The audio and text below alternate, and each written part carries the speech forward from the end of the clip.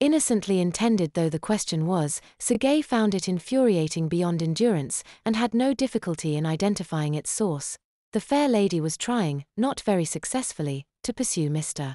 Rakovich, who was backing up the street and taking shots out of the car window, causing her to lose a lot of time in ducking and diving. That only left the creature in the wheelchair, and Sergei was not given to discrimination, except insofar as he despised her entire hellspawned species.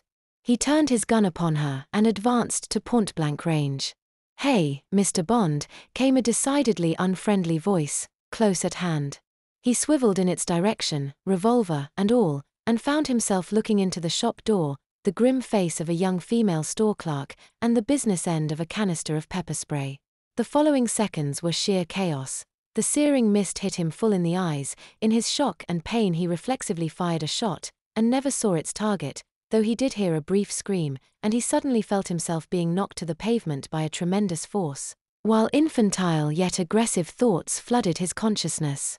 "Not hurt, nice lady. Hate you. Hurt you too." Whereupon the pain in his eyes was overshadowed by far more acute pain in his neck, but this was short-lived as was he. Hearing the shot behind her, and having no luck in catching up with the saloon and its trigger-happy driver, the fair lady turned back. Outside the shop, the first attacker was sprawled on his back, motionless, with Mikhail on top of him, her teeth fixed in his neck and her hands, needlessly, pinning him down.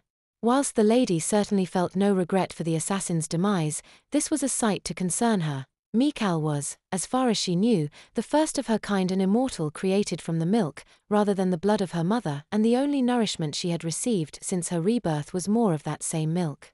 What effect blood might have, and then her fears were confirmed. As Mikhail's body was racked with spasms, she pulled away from her victim, and began regurgitating copious quantities of his blood into the gutter. The fair lady held her tenderly until the retching had subsided, then helped her back into the wheelchair, sad-faced but seemingly not the much worse for wear. "Mickey does not feel so good. I'm not surprised." "Silly girl," replied the lady, affectionately. "Blood isn't for you, darling.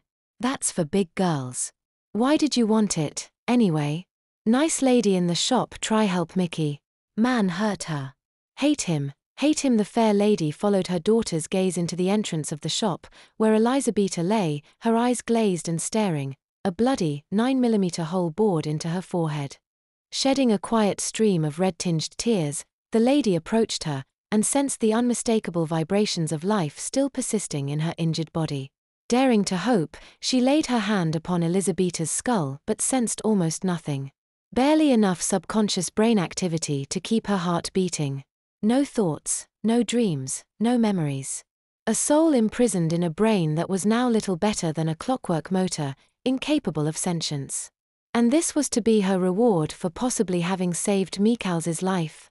"Not if I can help it."